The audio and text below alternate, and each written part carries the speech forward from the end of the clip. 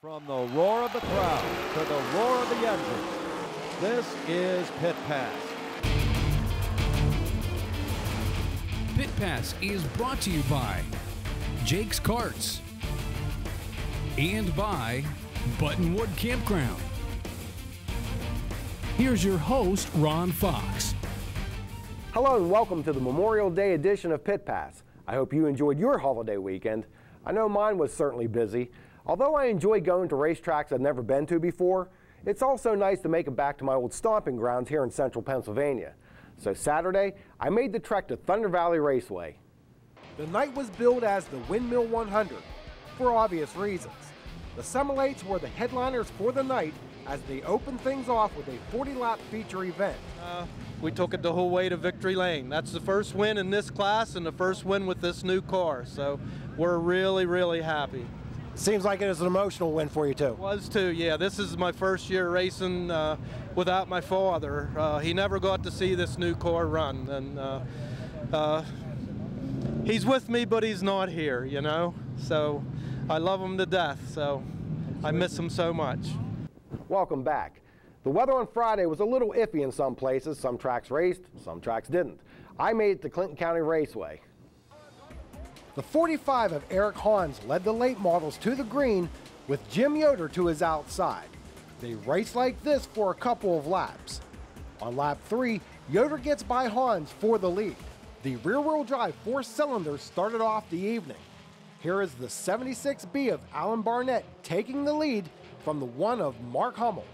Meanwhile, Barnett's teammate, Mike Anderson, makes it 3 wide in a battle for the top spot. In what is billed the greatest show on dirt, the drivers do their traditional 4-wide salute to the fans. So, on to the first of two 30-lappers. Dale Blaney in the white number 2 gets things started with Jason Sides to his outside. Going into 1 and 2, Blaney moves from the bottom to the top, exiting 2. Sides looks like he may catch Blaney, but settles into second. I imagine most race fans have their favorite track, or one which has sentimental value to them.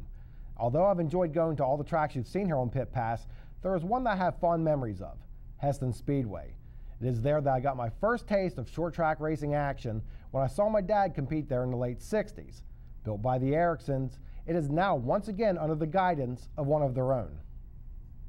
Heston Speedway was built in the early 60s by Robert Sonny Erickson. Tom and Dave Erickson were very young when their father began carving out a racetrack on the family property. So the earliest recollection I can remember was riding tricycles behind that old D7 dozer when he was building it, because it was pretty scary. We might have even got a beating before we were up there riding and he didn't know he was behind him. At the start of the race, it's the 92 of Jeff Ryan taking the lead while there is some 3-wide action mid-pack. Before 1 lap is completed, the red 77 of Randy Burkholder has taken the lead away from Ryan.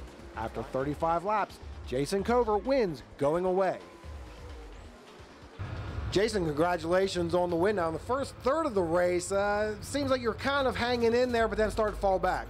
Yeah, like we got a good run there in a couple of restarts and got into second, but by the third time, the electromagnet, that they figured out what I was doing and moved up and kind of took the air off my nose. And that was, you know, the way it goes, and I had to fade a little bit. And then about a third of the way, right before half, my right rear tire finally got some heat in it, and the track got nice and clean, and I was able to get by them guys. A full moon shone over Motordrome Speedway on Friday night.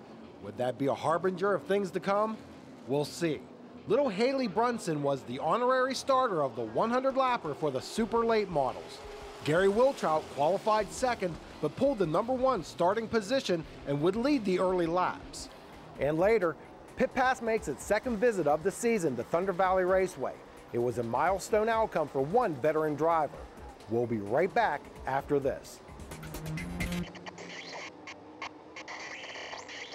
Each week we try to inform you of special upcoming events. This week, you can get your racing fix early with some action on Tuesday night at Central PA Speedway.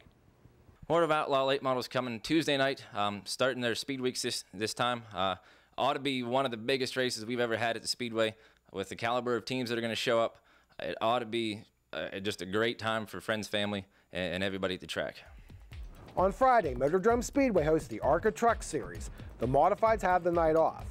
On Saturday, the All-American Outlaws visit Thunder Valley Raceway. The 410 Sprints return to action at Thunder Mountain with the red number 5 of Chuck Bryan moving to the front of the field from his number 1 starting position. The 17 of Jeff Taylor slides into second with the 42 of John Smith in close pursuit. The 410 sprints open the night's activities in a memorable fashion. Michael Heckman would start on the pole, but appears to hit the inner guardrail, affecting the steering. Out of control, he spins back into traffic.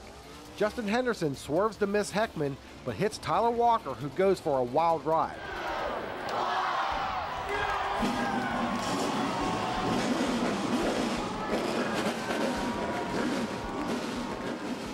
Now that's the way you get things started. The crowd giving the command to start your engines to get the Lake Erie 150 rolling.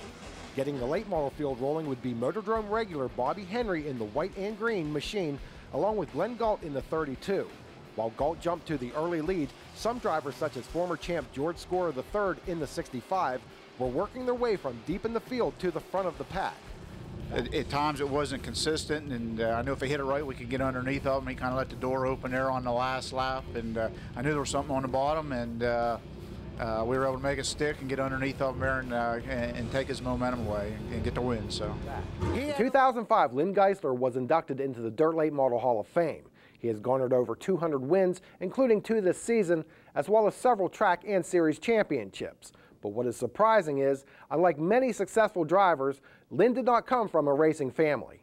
It actually goes pretty far back, actually. I mean, I can remember being at Heidelberg and South Park and stuff, going as a spectator with my father, and that was back when I was 5, 6 years old. And there are certainly some great events coming up in the next few days. So until next week, remember, if you want to contribute to the growth of our sport, quite simply support those who support racing. I'll see you at the track. Pit Pass has been brought to you by Jake's Karts and by Buttonwood Campground.